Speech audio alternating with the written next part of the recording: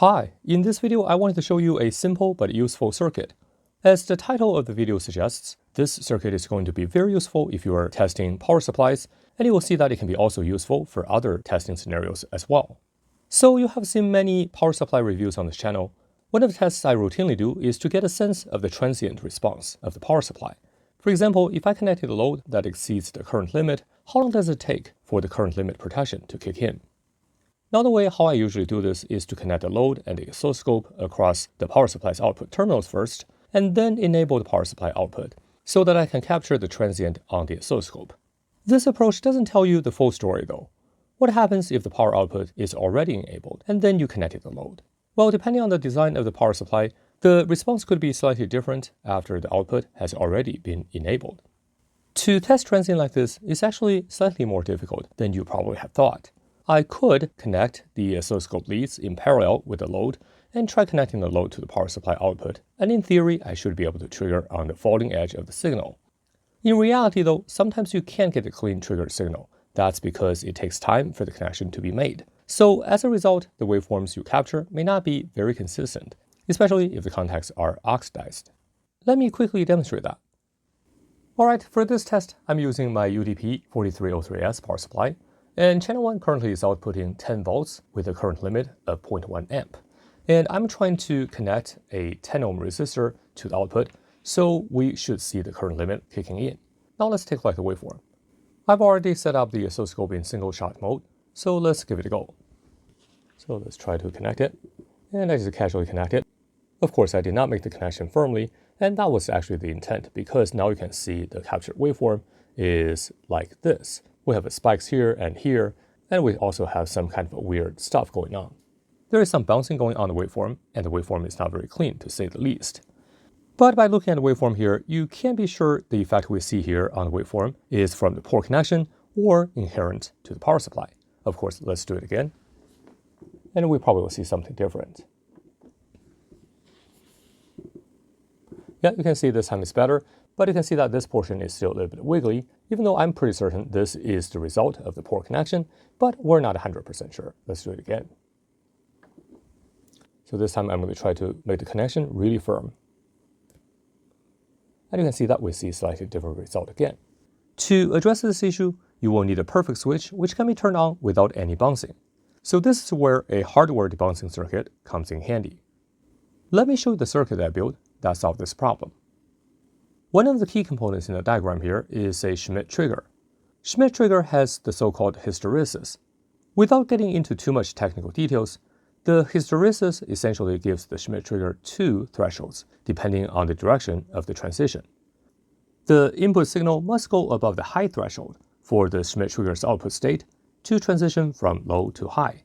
And in order for the output state to transition back to low, the input must be below the lower voltage threshold. So if the input signal bounces around between the two threshold values, the output state of the Schmitt trigger is not impacted. So the Schmitt trigger adds immunity to input noise. Now, before I further explaining the remaining of the circuit, let's actually take a look at the Schmitt trigger in action. Okay, I just breadboarded a Schmitt trigger circuit, and the Schmitt trigger I'm using is a CD4069. This is a NAND one, so the output is actually inverted. But anyway, right now, I am inputting 0 volts, so the output is high. So basically what I'm doing here is using the BM788BT to monitor the input voltage, and the oscilloscope shows you the output. Currently, the supply voltage is 10 volts. So let me increase the input voltage, and let's see at what point the output state changes. So let me gradually increase.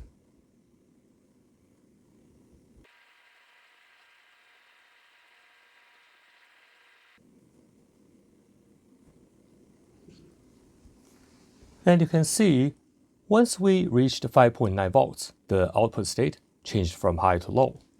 Now let me reduce the input voltage, and we'll see at what point the output state flips back to high again. So let me reduce the voltage.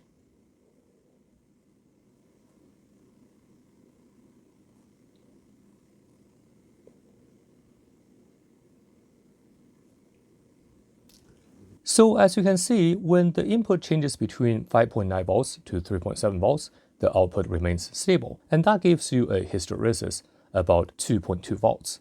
And of course, now if we are changing the input again, we have to go above 5.9 volts before the output changes again. So let me just show you that.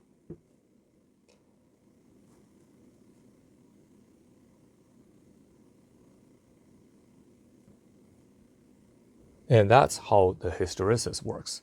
So that's the characteristics of a Schmitt trigger. By the way, here's our breadboard circuit. There's nothing fancy. You can see I tied input 1 and 2 together because these are dual input NAND gate. All right, now back to the schematic. Of course, the Schmitt trigger only helps to a certain degree. If the input signal changes too fast, you will see multiple transitions at the output. The main difference though is that output is either low or high, but nothing in between. To make the transition even smoother, we will need to add a low-pass filter at the input. As mentioned earlier, in the circuit diagram here, I'm using a NAND Schmitt trigger. If you're using a standard Schmitt trigger, the switch will need to be placed on the VCC side. Anyway, RC and C1 forms a RC circuit when the circuit is closed. And the time constant here is roughly 10 milliseconds, which is long enough to avoid rapid voltage changes when closing the switch. So the output from the Schmitt trigger will transition from low to high cleanly due to the hysteresis and essentially forms a debouncing circuit. I also added the MOSFET at the output so we can sync large current. Pretty simple. Now we'll do the same test as we did before with this debouncing circuit. And by the way, here is a close-up of the circuit I built, and you can see all the components corresponding to the schematics. Here is the output, and here is the momentary switch. Anyway, let me hook up a battery and we'll set up the circuit. All right, I just connected everything up. Let me quickly show you. So here is our circuit, and the power supply comes in, goes to the drain of the MOSFET, and the source comes to this load resistor and goes back to the negative of the power supply. Of course, I have connected the scope across the power supply so you can see the output waveform. Now, this essentially is a high side switch. Of course, we can also do the low side as well because the power supply here is isolated from the rest of the circuitry, so it doesn't really matter. And just to show you everything is working, let me press the momentary button. You can see that we can see the transition of the power supply output. So let's enable single shot. And let's try it again. And you can see that essentially the output is very smooth. And let's do it again. And now the results, of course, will be repeatable. And you see we do have a little bit blip here, and that's because the trigger point is set right below 10 volts. But other than that, you can see how smooth the captured curve is. So let's do it again.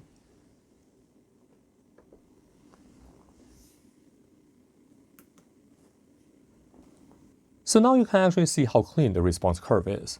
And the imperfection we saw earlier were actually due to the fact that the connection was not made instantaneously, and it was not a problem of the power supply.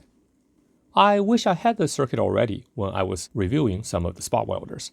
As you probably have seen in my videos, sometimes it takes quite a few times for me to get a stable welding waveform.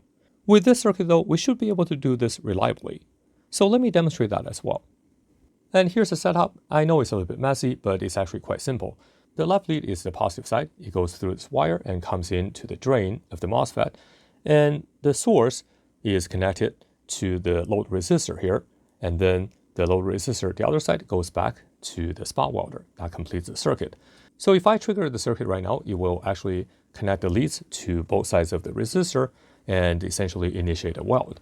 And the oscilloscope is actually measuring the waveform across the resistors here. So let's actually take a look on the oscilloscope. Now I have set it to single shot, so let's initiate the weld. So now you can see we capture the waveform very cleanly. Let's do it again.